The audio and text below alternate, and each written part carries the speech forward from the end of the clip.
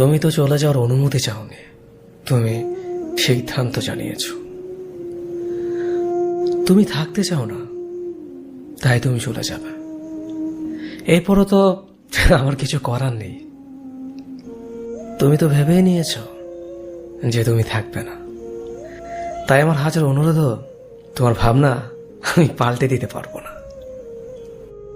তুমি কিছু বলার সুযোগ না দিয়ে চলে গিয়েছ,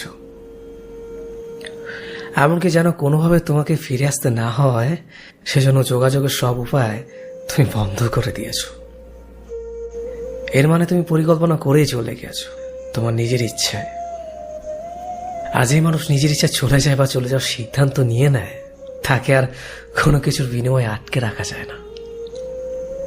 চলে গিয়েছ আমার জীবন থেকে, ভালোই করেছ। মানুষের সাথে তো জীবনটা পার করতে হলো না।